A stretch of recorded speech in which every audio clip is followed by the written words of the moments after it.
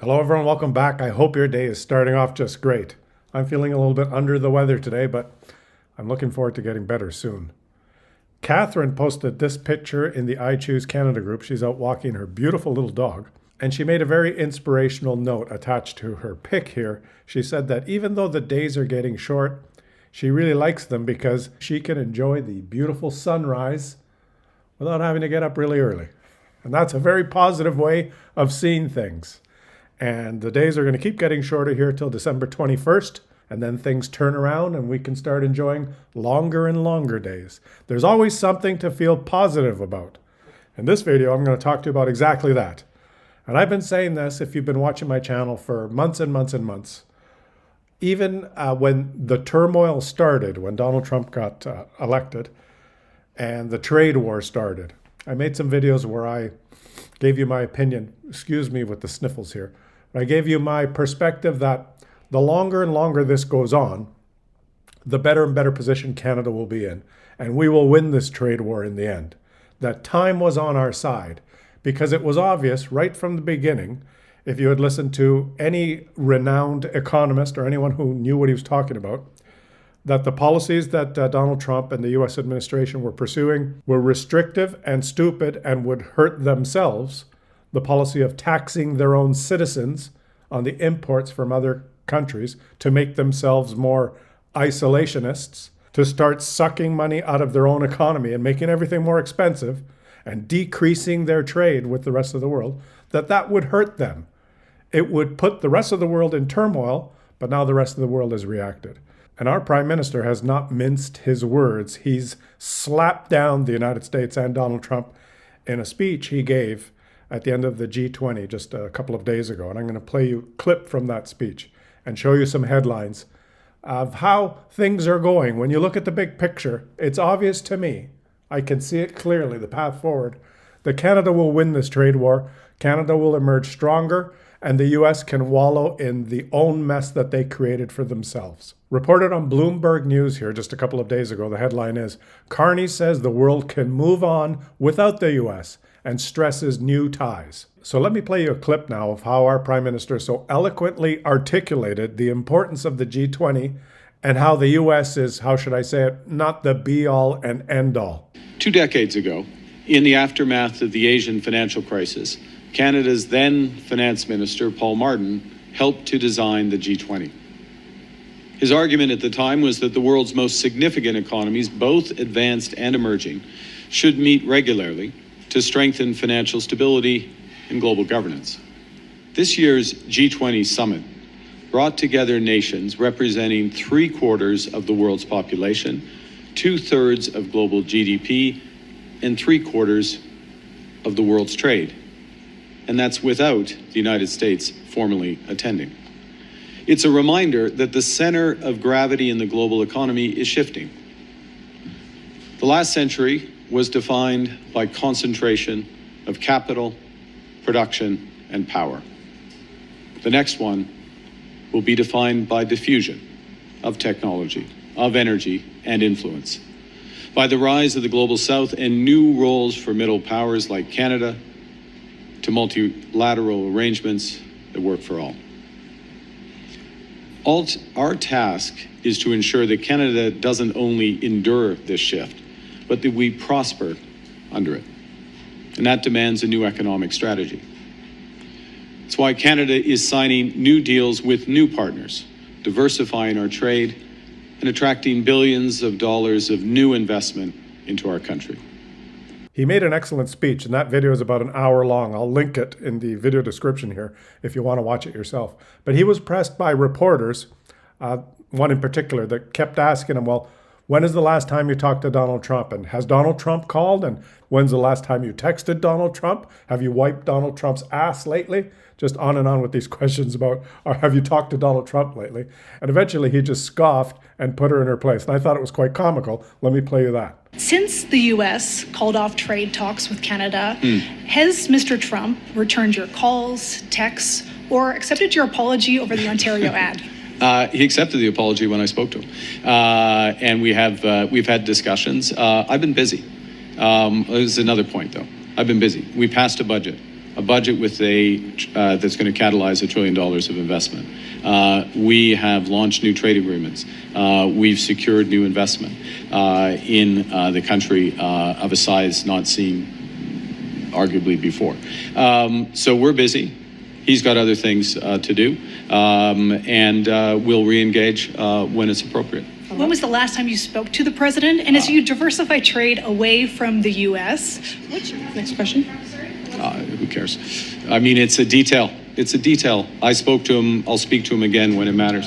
I look forward to speaking to the president soon, but I don't have a burning issue to speak with the president about right now. When America wants to come back and have the discussions on the trade side, we will have those discussions. When's the last time you talked to Donald Trump? Well, who cares? Really, who cares? We've been busy. Canada, India agreed to restart trade talks, says the Indian government. At that G20 summit, Mark Carney had a face-to-face meeting with the Indian leader Modi, and they agreed to restart free trade talks between the two countries, and they also agreed with the objective of doubling trade between Canada and India. The leaders agreed to begin negotiations on a high-ambition, comprehensive economic partnership agreement aimed at doubling bilateral trade to US $50 billion by 2030. This statement from India's Prime Minister's office. And why not kickstart that effort right away? Ottawa close to uranium deal with India worth $2.8 billion, reported on the Globe and Mail. Up till now, who is Canada's biggest importer of uranium? The United States. What do they use that uranium for? Mainly for their military. Well, seems like kind of a stupid idea to declare economic war on the country that supplies a lot of the things you need to build and maintain your military. Steel, aluminum, uranium. Way to go, Donald. Piss off the country that supplies that to you and make the cost of all those materials more expensive for the corporations in America that will use them to build your military complex. Good plan. And even though Mark Carney hasn't called Donald Trump lately, and that reporter really wanted to know, when was the last time you spoke to Donald? Things are happening despite that. Stellantis hiring 1,400 people for a third shift at Windsor plant, the plant that everyone thought was going to close down because all manufacturing would leave Canada and come to the United States and make America great again.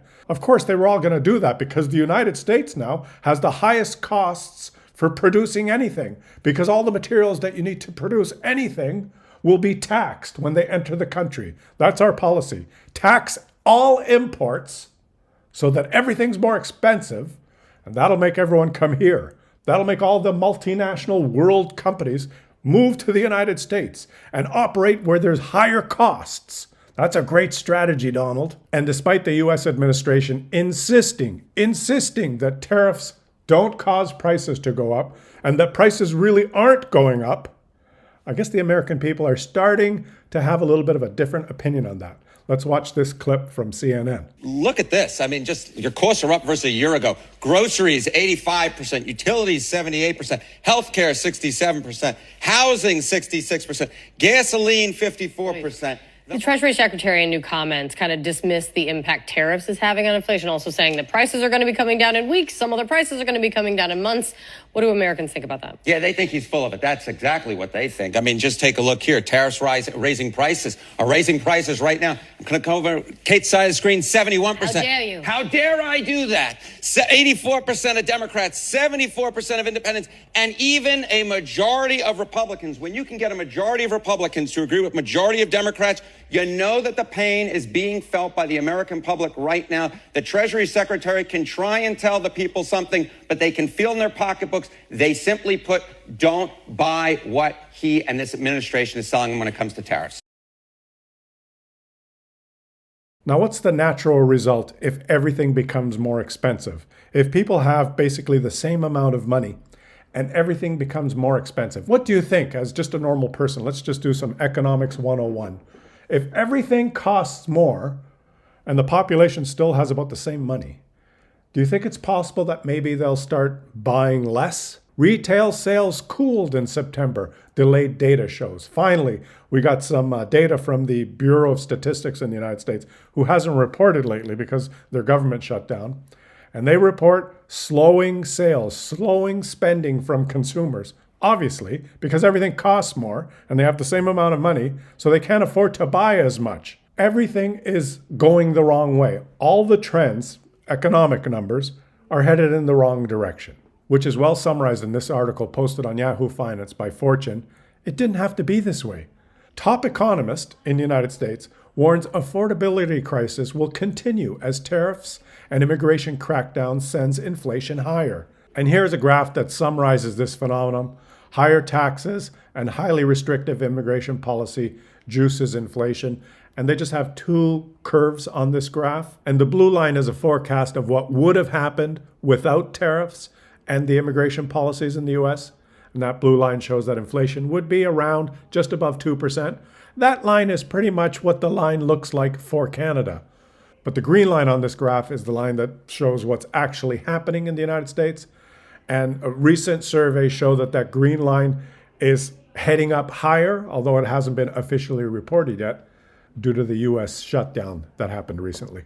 So just like the comment that Catherine posted with her picture, the days are getting shorter, it's darker, but that just means she can see the sunrise every day more easily. And that's the same way I view our economic future. When you just list all of the initiatives that our government is involved with all countries around the world, making new arrangements and working on new deals with every country on earth. Just in the G20, as Mark Carney mentioned in the clip that I played, that represented, I can't remember the actual numbers, but 2/3 of the world's population and 2/3 of the GDP on earth without even having the US there.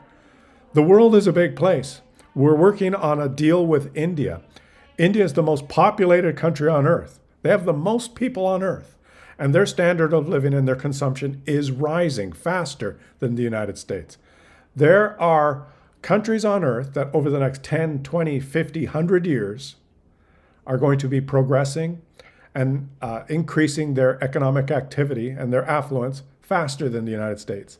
He basically summarized in that speech that he gave to the G20 that the reign of the United States is over. How in the past, the world's economy was characterized by a concentration of wealth and power, and how that is shifting into a more global situation now, with many countries becoming more and more influential in the world. And Canada, as a middle power, is going to be one of the top customers that all of those countries look to, because we have everything that the world wants. And the United States wants to tax those things if they import them. Look, what kind of a stupid strategy is that? The United States has a neighbor, one of the biggest countries on earth, that is rich in some of the most important resources that any country needs. They have that next door, and they've chosen that country, us, to attack economically. And their plan is to make their citizens and their corporations pay more for everything that we can sell them. Great plan, Donald. What did you think would happen? Well, now you're getting your way. Everything's more expensive. So your citizens and your corporations can't afford to buy as much, and prices are going up. So you get what you asked for, and we are pivoting and diversifying, and we're going to make more deals and more arrangements with other countries. And if you add up all the other countries, their economic power, it's more than the US. So we have the best of both worlds. We have trade established with the United States that we have had over the past decades. We did that, and we still have that. That's not just going to go to zero. It's being strained, but we still have that. Looking forward, though, we have nothing but opportunity. Nothing but opportunity all over the place. What does the United States have? Taxes. We declare economic war on everyone, all of you.